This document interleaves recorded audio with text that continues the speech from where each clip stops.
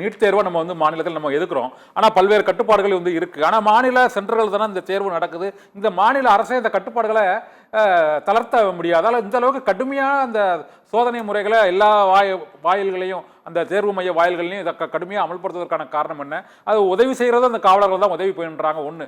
ரெண்டாவது வந்து என்னென்னா, இந்த தேர்வு இந்த தேசிய தேர்வு முகமை வந்து நீட் தேர்வு முறைகேடுகளில் வந்து இன்றைக்கு தொழில்நுட்ப சாதனங்கள் எவ்வளவோ வந்து விட்டது. இந்த சூழ்நிலையில் அந்த கொஸ்டின் பேப்பரே அந்த ஷேர் பண்ணுறது தான். அதில் வந்து பிட் அடிக்கிறதுக்கான வாய்ப்புகள்லாம் ஒன்றும் கிடையாது.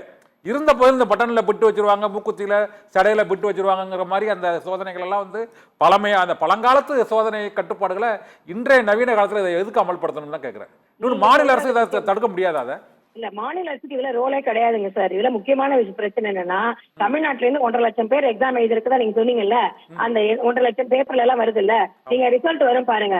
1.5 லட்சம் பேர்ல வந்து பாஸ் பண்ணவங்க ரிசல்ட் மட்டும் தான் வரும். அதுக்கப்புறம் வந்துட்டு நமக்கு எந்த டீடைலும் தெரியாது. அவங்க யாரு, கவர்மெண்ட் ஸ்கூல்ல படிச்சாங்களா, பிரைவேட் ஸ்கூல்ல படிச்சாங்களா, ஃபர்ஸ்ட் அட்டெண்டா செகண்ட் அட்டெண்டா, எந்த டீடைலையும் மாநில அரசுக்கு தெரியாத வண்ணம் தான் நேஷனல் டெஸ்டிங் ஏஜென்சி இருக்கு. அதுக்கு முன்னாடி சிபிஎஸ்சி நடத்துனாங்க. அவங்களும் இதே மாதிரிதான் வந்து வெளிப்படைத்தன்மை இல்லாமல் இருக்காங்க. ஒரு மாநில அரசுக்கே தெரியாது நம்ம எத்தனை பேர் எழுதுறாங்க என்ன ஏதுன்னு சொல்லிட்டு. இன்டைரக்டா நீங்க வந்து தலை சுத்தி முக்க தொடர மாதிரி டீடைல்ஸ் வேணா பண்ண முடியுமே தவிர, ஒட்டுக்கா முழுமையாக இத்தனை லட்சம் பேர் 1.5 லட்சம் பேர் தமிழ்நாட்டில் எழுதுனாங்க, இதான் லிஸ்ட், இதான் பேரு, இதான் வயசு, இதான் ஊரு, இதான் வந்துட்டு கம்யூனிட்டி, இதுதான் வந்துட்டு நேட்டிவிட்டி சர்டிபிகேட் வாங்கியிருக்காங்க, Aadhaar number, government school, private school, Tamil medium, English medium, எந்த டீடைலுமே மாநில அரசுக்கு தெரியாதவன்னு வச்சிருக்காங்க. அதுதான் நாங்க சொல்றோம். அந்த வெளிப்படைத்தன்மை எல்லாம் பண்ணாம, நீங்க அதெல்லாம் பண்ணாம, நீங்க என்னமோ இதுல வந்து குழந்தைங்களுக்கு வந்து ஹேர் கிளிப் போட்டாதான் பிரச்சனை சொல்வதுதான் பிரச்சனை என்று சொல்கிறோம். அப்புறம் மேலும் மேலும் ஏன் இது வந்து ரொம்ப தீவிரமா ஆகுது ஏன் அப்படின்னு நீங்க சொல்லுங்க, ஒரு கேள்வி கேட்டீங்க. ஏனென்றால் இது வியாபார நலன் கருதியும் வேறு நலன் கருதியும் இப்ப இந்த எக்ஸாம் வந்து எக்ஸ்டெண்ட் பண்றாங்க. இப்ப பாத்தீங்கன்னா ஆயுஷ் எக்ஸாம் 1000 சித்தாக்கு நீட் எக்ஸாம்னு சொன்னாங்க.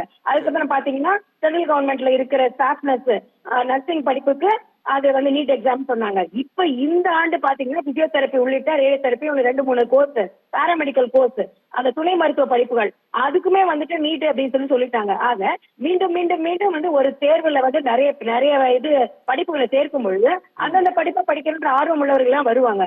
இந்த நேரம் அப்ப வந்து பாத்தீங்கன்னா சில ஆண்டுகளுக்கு முன்பாக 2017 உங்களுக்கே தெரியும், ஒரு 15 லட்சம் பேர் எக்ஸாம் எழுதினாங்க. இப்ப பாத்தீங்கன்னா 25 லட்சம், 24 லட்சம், 23 லட்சம் எழுதுறாங்க.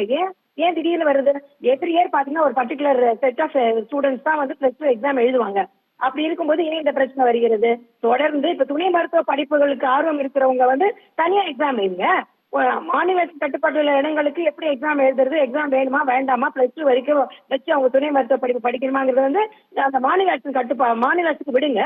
மாநிலத்தின் கட்டுப்பாட்டுள்ள இடங்களுக்கு கூட எப்படி சேர்க்கை நடத்தணும், எப்படி தேர்வு நடத்துன்ற உரிமை கூட மாநில அரசுக்கு இல்லை அப்படின்னா இது என்ன ஒரு கூட்டாட்சி தத்துவம்? இது என்ன மாதிரியான ஒரு முறையே?